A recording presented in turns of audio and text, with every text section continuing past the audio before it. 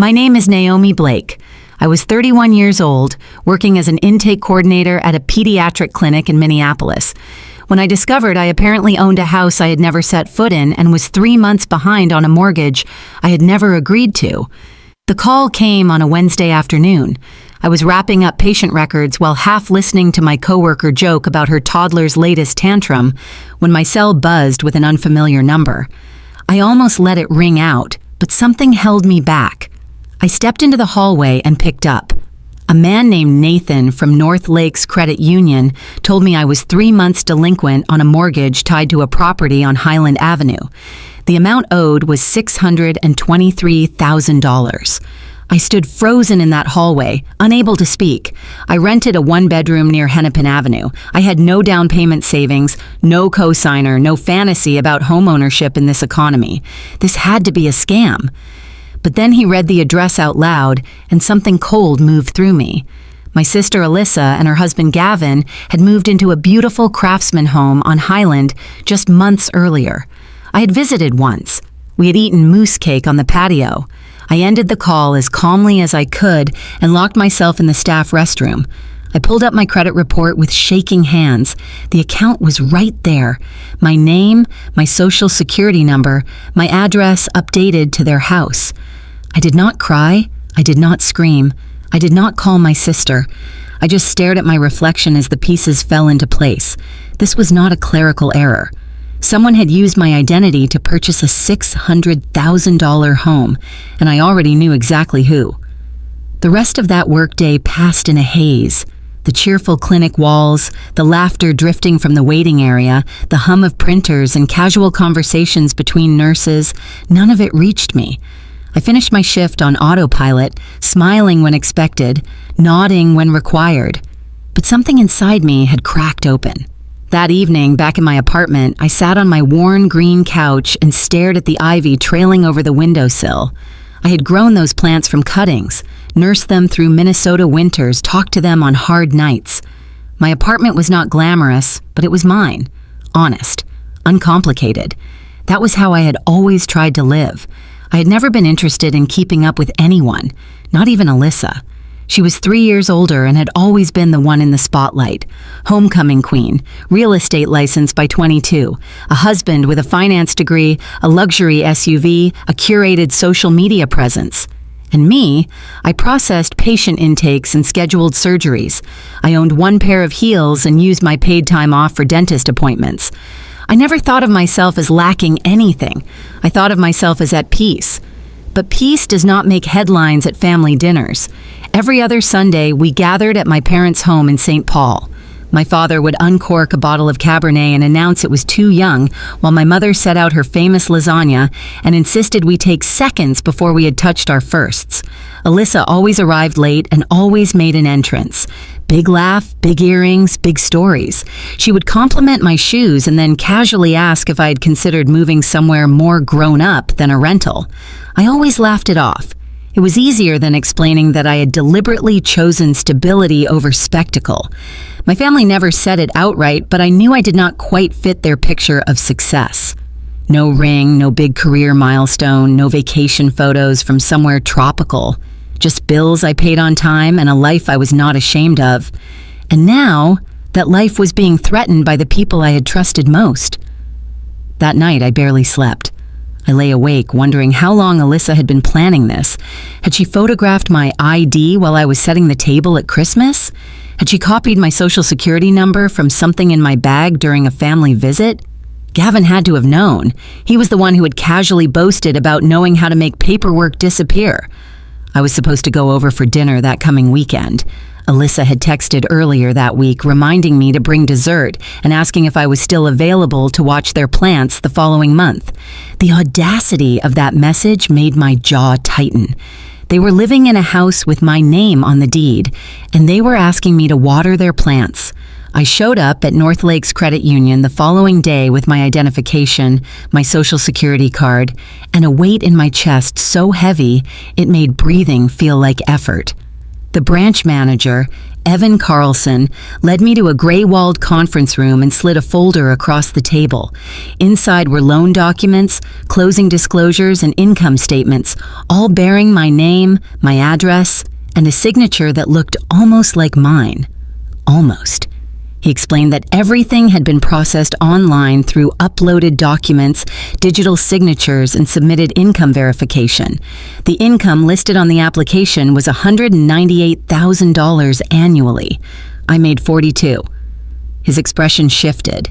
He told me clearly that if I had not applied for this loan, it constituted identity theft and fraud, and that I would need to file a police report and begin the formal dispute process immediately.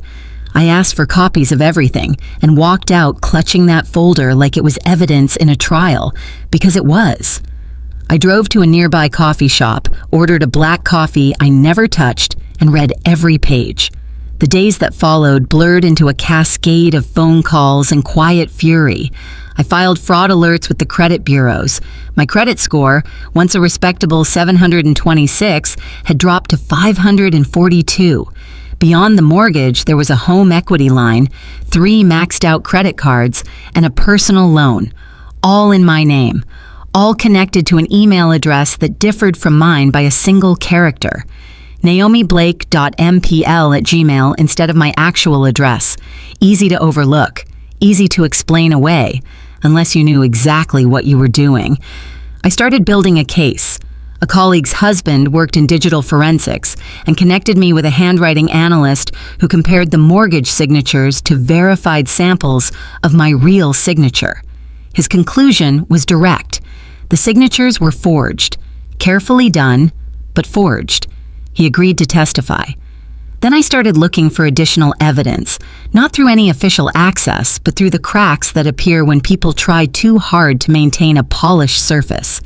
A friend who worked at a luxury dealership downtown remembered Alyssa coming in to lease a new Mercedes. When they ran her credit, the application fell apart. Gavin had stepped in and paid in cash, visibly unhappy about it. Their glossy life together was quietly unraveling long before I made a single phone call. By the end of that week, I had gathered enough to present a case, not only to the authorities, but to the family who had raised us both to believe that loyalty meant silence. And still I hesitated. Not because I doubted what they deserved, but because I knew that the moment I said the word police in my parents' living room, everyone would quietly ask me to say nothing. Sunday dinner was lasagna, same as always. My mother had texted the night before asking if she should pick up that mousse cake I liked. I told her not to bother. Alyssa already had dessert handled. I spent nearly an hour getting dressed, not out of vanity, but out of intention.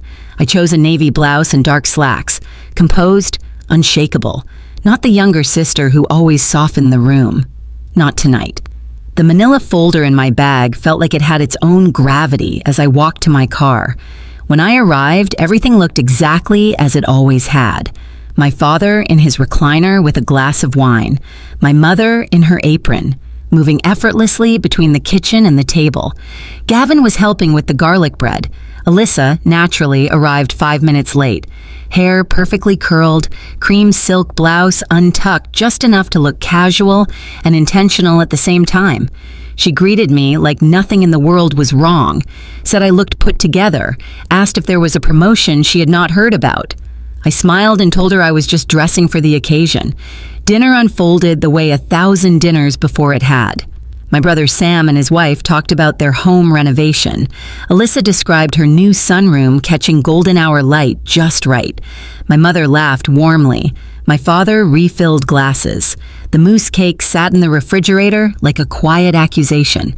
As the plates were cleared, I reached into my bag and wrapped my hand around the folder.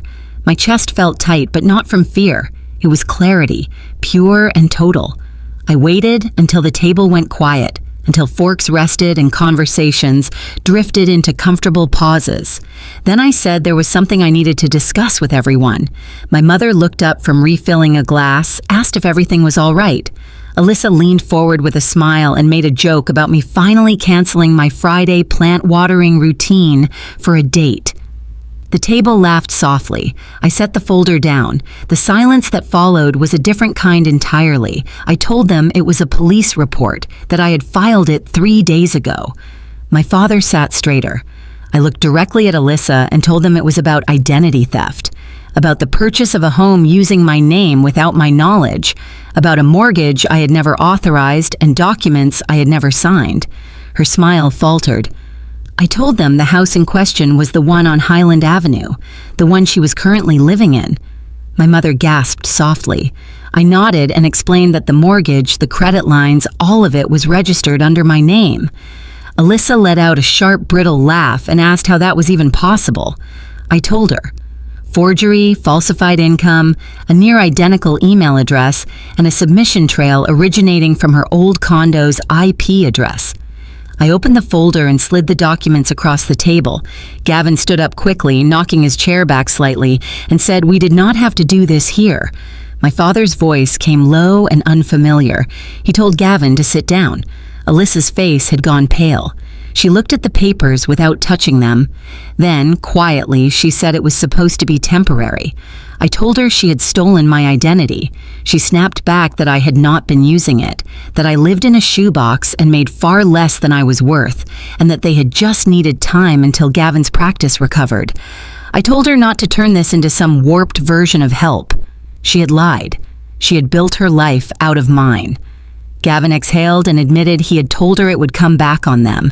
I reminded him that not signing the papers did not absolve him. He had known. He had used the credit cards. He had paid for a Mercedes with stolen access to my financial identity. My mother stood trembling and asked Alyssa to tell her it was not true. Alyssa looked at her the way someone looks when a lie has finally outgrown them. She said they had been drowning, that the family had always expected so much. The house, the image, the lifestyle, and that they could not keep up. My father stood then, his voice steady and final. He said she had buried her own sister to stay above water. There were tears. Alyssa's mascara smeared at the edges. She said she had not thought it would go this far, that she believed they would fix it before anyone found out. I told her quietly that they had been planning to file bankruptcy under my name, that there was never going to be a fix. The room fell completely silent. My father told them both to leave. Alyssa started to respond. Gavin took her arm. They walked out without another word. My mother sank into her chair and said she did not know who her daughter was anymore. I did not respond. I did not know either. The fallout arrived faster and louder than I had anticipated. By Monday morning, local news had picked up the story. A prominent realtor and a financial advisor were under investigation for identity theft. The article did not use my name, but the address was listed, and anyone who had ever sat at our Sunday table could connect the pieces. Messages came in from relatives I had not spoken to in years. I turned off my notifications and left my phone in a drawer. My parents, however, could not disconnect so easily. My mother called that Wednesday, her voice worn thin. She told me my father would not face his golf group. She said there had to be a way to handle this quietly. That word again, quietly.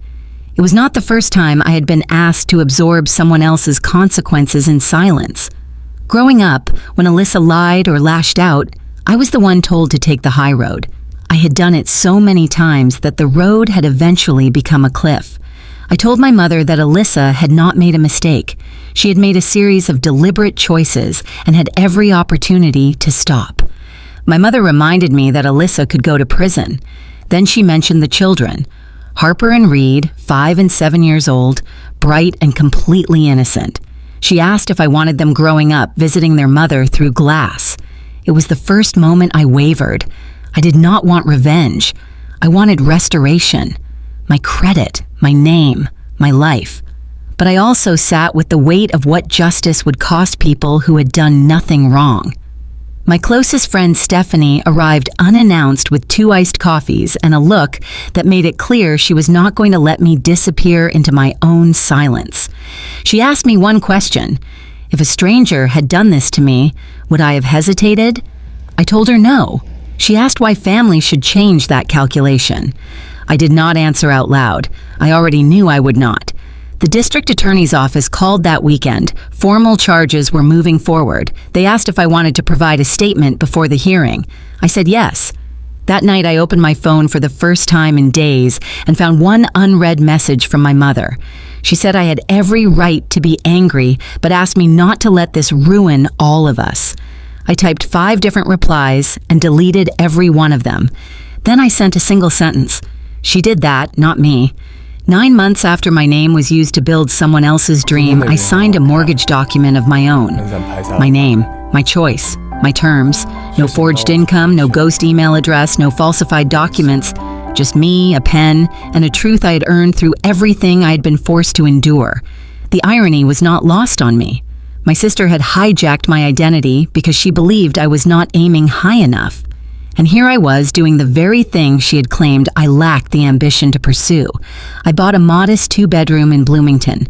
The backyard was patchy, the appliances were dated, the mailbox was dented, but every inch of it was mine, purchased with real credit and real money and the kind of peace that cannot be borrowed or stolen. Alyssa and Gavin both pleaded guilty. She received 18 months in federal prison. He received 12. The life they had constructed so carefully for public consumption collapsed under the weight of court documents and press coverage. I did not attend the sentencing. I had no desire to watch the ending of something I had already moved past. I was too focused on rebuilding what they had tried to take apart. When I moved in, Stephanie brought champagne and a welcome mat that read, "Not today, identity thieves." My parents came separately. My mother arrived with lasagna in a dish I recognized from childhood Sunday dinners. My father handed me a fern in a clay pot, looked at me steadily, and said that he had not said it before, but I had been right to do what I did. It was not an apology, but it was something real.